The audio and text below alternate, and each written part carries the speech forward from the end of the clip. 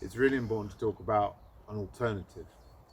And we're already seeing that alternative. And what's been really helpful for me since the COVID-19 crisis began um, is that most governments around the world have enacted what we've always been talking about.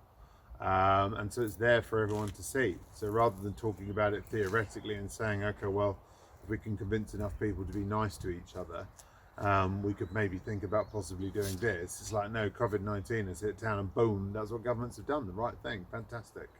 And so we're seeing now what it could be like. What's our life suddenly feel like when our dwelling rights are secure?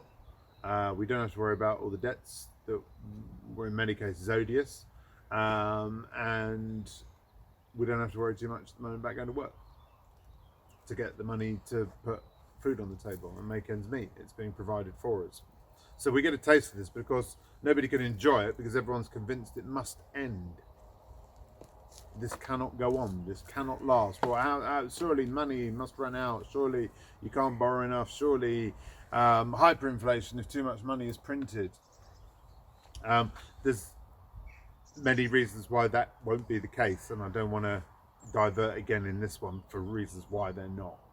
The point is to talk about what we could have. Well, what are we seeing at the moment? Well, right now, government and therefore social policy is being dictated by scientists. That's it. Scientists are determining what choices our governments make. In most cases, not every case. The federal nature of the United States makes it a bit more complicated. But certainly in the UK, which is, in my opinion, doing a pretty good job at the moment, they're just letting scientists lead. Every decision is based on what scientists say, and our government, we only elected 4 months ago under circumstances much like a train going past, the Brexit train,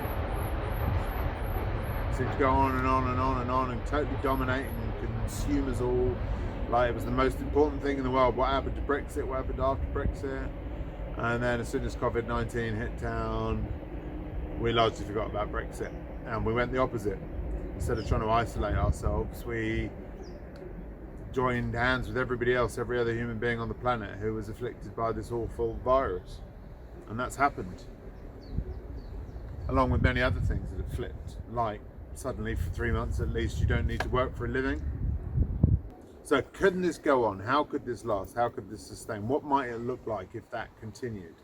Well, first off, that's entirely feasible with our understanding of modern monetary policy and the way that money works in the post-1971 fiat currency world. It's entirely doable. Yes, there are control mechanisms that need to be put in place to prevent hyperinflation and the debasement of a currency. Again, don't want to get sidetracked in those. The fact is, it's possible to provide money as a service rather than as a commodity. So money as a service simply means you will always have whatever money you need, and in many cases want, whenever you need it. Simple as that. And that's a very difficult one for us to get our heads around, because we have spent all of our lives being told that we have to work for money, and that the only way we're going to get any of those shells, whatever currency our local government is issuing, the only way we can do that is in exchange for our labour, whether that's mental, intellectual labour and skills and ability, or whether it's physical labour. That's the only way we get that. That's what we've been told. That's what we have understood all of our lives. That's not the human way. That has been the way, and only a fairly small fraction of human society for a fairly limited amount of time. That is really in the West for about the last 100 years. But again, don't want to talk too much about that, much as I'm happy to. What comes? What could we have? Well, we could have a world modelled pretty much on what all governments are doing now. That is, at the very top of the tree, the highest authority on the planet is scientific. And I can't really think of any better one than the one that President Trump has already anointed as his arch enemy, and that's the World Health Organization. So imagine that, a world where all policy is subordinated to the World Health Organization.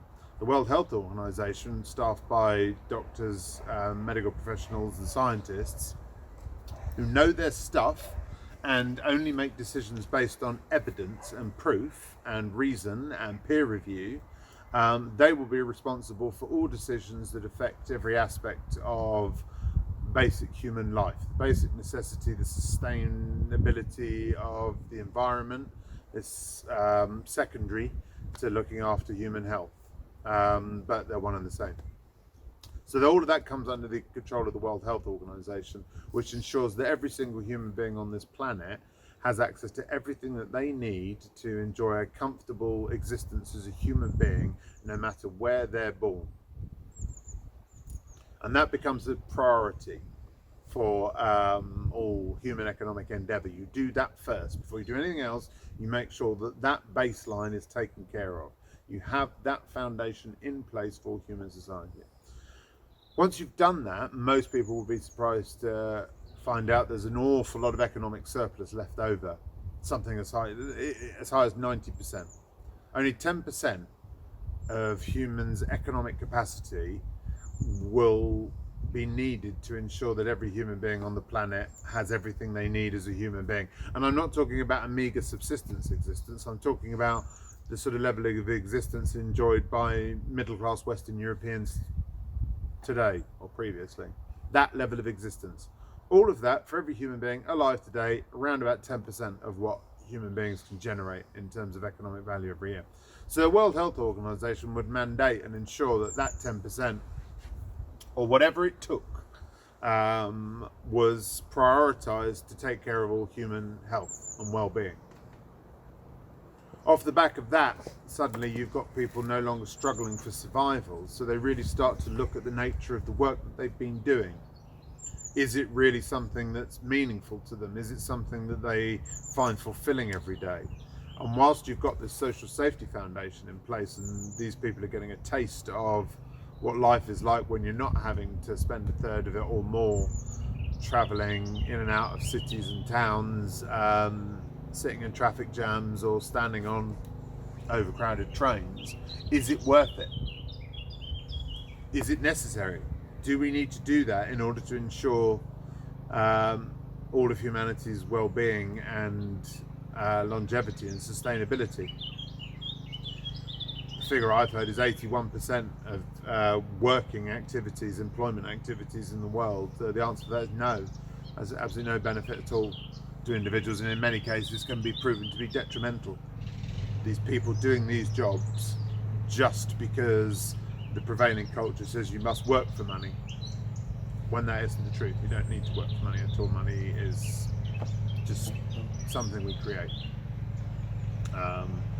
Ask any child who plays Monopoly how much the Monopoly money is worth compared to how much the actual property in the houses and hotels are worth. The money's just a lubricant to make the game work.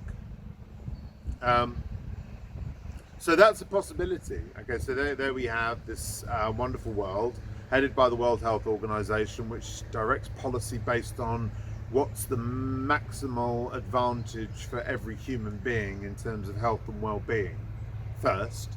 Secondarily, how can human activity, collective human activity, coexist sustainably with the environment? That's all it's about. Sustainable. It's not the moral issue. Is it sustainable? Is the current scale of human activity, the priorities, all of this economic activity that we're doing to consume all this economic surplus that we're creating by all of this activity, how much of that fits with keeping everybody healthy and vital and enjoying all the benefits that any human being is entitled to, and in what regard does it damage the environment or inhibit the environment's progress? So those are the only factors that we have to consider. Now you can contrast that with what we've got and see immediately it's much better. For most people, it's much better for more people. It's not so good for the energy sector, not so good for the finance sector, not so good for the defence sector, because of course the defence sector is going to be one of the first areas that a World Health Organization would look at and review. I suspect the incredible logistics capability and the bravery of most people who serve in the military means that the overall global military will become subordinate to the World Health Organization. So that is, everybody serving under military orders at the moment would suddenly become part of one giant global military that is under the command and control of the World Health Organization, and its mission would be save lives, not kill lives. Fairly straightforward switch, but right now we know how, you know, the military are doing their thing every bit as much as nurses and doctors at the moment to keep so many of us safe. And hey, you know, that's got to be a better activity for people who join the military, right? Anyway, so you have the global military working to the World Health Organization's orders. The World Health Organization's authority is paramount. What I might then see with states, because so much power has been invested in the nation state, and not least of all the United States, which is doing its best to drive the resurgence of nationalism, is that actually nationalism is no longer serving a purpose, and that there are more effective ways of compartmentalizing our daily activities based on our cultural and ethnic heritage, our ideological beliefs, and our political views. There are other ways of doing that beyond clumping everybody together in these large 17th, 18th century nations that don't really have a terrific amount of meaning now in the internet age. There's a lot more detail. The key point is that a world like that is now within reach. It is sustainable. It is economically viable. We just, all of us need to understand that something better is available to us, and we don't need to go back to something that most of us spend most of our time complaining about.